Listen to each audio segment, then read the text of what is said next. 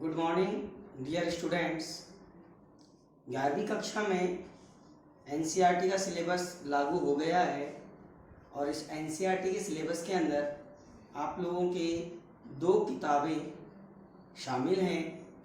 पहली भारत का संविधान और उसका सिद्धांत और व्यवहार, जिसके 2 लेसन हम कंप्लीट कर चुके हैं, और जो दूसरी किताब है राजनीतिक सिद्धांत, उसका प्रथम अध्याय आज हम शुरू करने जा रहे हैं। राजनीतिक सिद्धांत का पहला जो चैप्टर है उसका नाम उसी किताब के नाम पर ही है, राजनीतिक सिद्धांत। बच्चों, राजनीतिक सिद्धांत के इस फर्स्ट चैप्टर में हमें शुरुआत राजनीति से ही करनी है। राजनीति क्या है? राजनीति को आम व्यक्ति कैसे देखता है? राजनीति को हम कैसे देखते हैं? राजनीति को राजनेता कैसे देखते हैं? राजनीति को एक व्यवसायी कैसे देखता है? हर व्यक्ति का राजनीति को देखने का अलग अलग नजरिया है। जैसे जनरल व्यक्ति राजनीति को स्वार्थों की राजनीति कहता है। कुछ व्यक्ति ये कहते हैं कि राजनीति एक कुचक्रों का समूह है। कुछ व्यक्ति ये कहते हैं कि राजनीति निजी हितों की पूर्ति के लिए बनाई गई है। कुछ व्यक्ति जो राजनीतिक लोग हैं वो राजनीति में घोटाले करते हैं और अपने निजी हितों की पूर्ति करते हैं। राजनेता जो है वो इसको जन सेवा का नाम देते हैं कि भाई हम राजनीति में जन सेवा करने के लिए जा रहे हैं।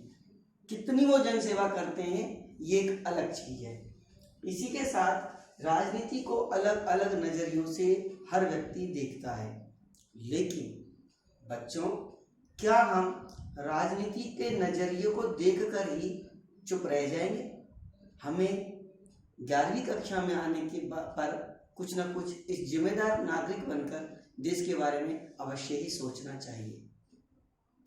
राजनीति के बारे में गांधी जी ने कहा था कि राजनीति चाहे जो हो, लेकिन हम इससे दूर नहीं रह सकते। राजनीति से समाज को दूर नहीं रखा जा सकता है। राजनीति और समाज का गहरा संबंध है, इसलिए हमें इस राजनीति से जूझना ही पड़ेगा। हम इससे दूर नहीं रह सकते, तो हमें जूझना पड़ेगा। इसके लिए इसका कारण समाज से इसका बहुत गहरा संबंध है। इसके लिए हमें अपनी योजनाएं बनानी होंगी। अच्छी चीजें हैं उनके लिए हम अप्रिशिएट करेंगे, प्रशंसा करेंगे। कुछ गलत लगता है तो उसका हम एक सुनियोजित तरीके से उसका हम विरोध कर सकते हैं। राजनीति के अंदर बहुत सारी चीजें शामिल हैं। राजनीति में सरकारें भ्रष्ट भी हो सकती है, भ्रष्टाचार कर सकती है। राजनीति में आपने देखा दल बदल करके लोग सरकार को बदल देते हैं। जैसे पिछले अभी करंट में ही अपने राजस्थान का मैटर देख लीजिए आप, कि हमारे उप मुख्यमंत्री सचिन पायलट ने भी कुछ ऐसे ही प्रयास किए थे। कारण क्या रहा, हम ये नहीं कहते कि सचिन पायलट के लिए उसमें जगह थी नहीं थी, या गलती किसकी थी हम ये भी नहीं देख रहे कि श्रीमान अशोक गहलोत की गलती थी या श्री सचिन पायलट की गलती थी। वो एक अलग चीज़ है, उसके बारे में हम बात नहीं कर रहे। लेकिन हम ये कहना चाहते हैं कि दल बदल कर सत्ताओं को पलट दिया जाता है, जबकि हम उस दल से चुनकर आए। कहने का तात्पर्य ये है, राजनीति भिन्न भिन्न रूपों में चलती है और उनको समझने की आवश्यकता है। इसके लिए हम संस्था का निर्माण कर सकते हैं। क्योंकि हम युवा हैं, हमें एक संस्था का निर्माण करना होगा, और उस संस्था के निर्माण के लिए हमें आवश्यक चीज़ों को पालन करना होगा। जैसे संस्था जो हम बनाएं उसके उद्देश्यों को निर्धारित करें, उसके लक्ष्यों को निर्धारित करेंगे कि कौन कौन से लक्ष्य इसमें शामिल होने चाहिए, किन लक्ष्यों की प्राप्ति हमको करनी है।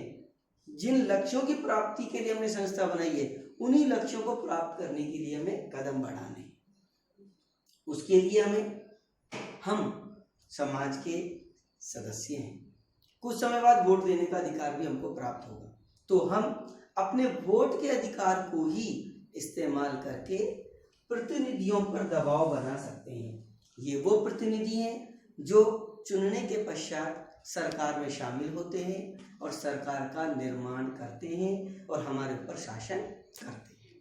यदि हम अपने जनप्रतिनिधियों पर दबाव बनाएं तो वो निश्चित रूप से उनको हमारी बात सुननी ही पड़ेगी, क्योंकि यदि वो हमारी बात का अनादर करते हैं तो उन्हें आने वाले समय में उसका गहरा विरोध झेलना होगा। हम इसके अलावा संस्थाओं को बनाकर समय समय पर जनप्रतिनिधियों या सरकार के द्वारा जो कदम जनता के लिए उठाए जाते हैं उनको हम अच्छे कार्यों के लिए हम उनको अप्रिशिएट प्रशंसा कर सकते हैं, उनको आगे बढ़कर उनका समर्थन कर सकते हैं। और एक यदि कोई गलत या हमें हमारी नज़र में कोई गलत कार्य हमें लगता है तो हम उसका आगे आकर विरोध कर सकते हैं। हमें एक सच्चे नागरिक की भूमिका निभानी होगी।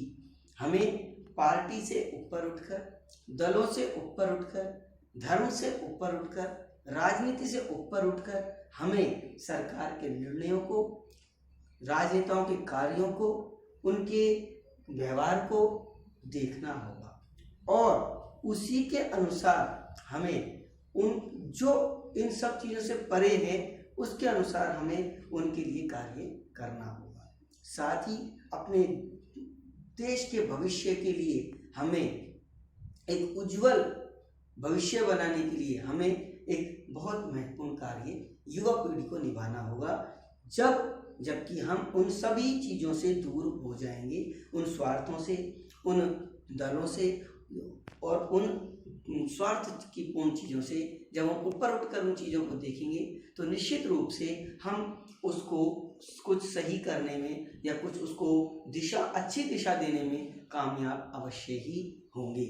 आज हमने केवल ये पढ़ा कि राजनीति क्या है, राजनीति को अलग अलग लोग अलग अलग नज़रिए से देखते हैं और क्यों देखते हैं, राजनीति से हमारा संबंध क्या है, क्या हम उस राजनीति में कोई भूमिका निभा सकते हैं, हमें राजनीति में क्या करना चाहिए, इन चीज़ों के बारे में आज हमने स्पष्ट पहली वीडियो में देखा है।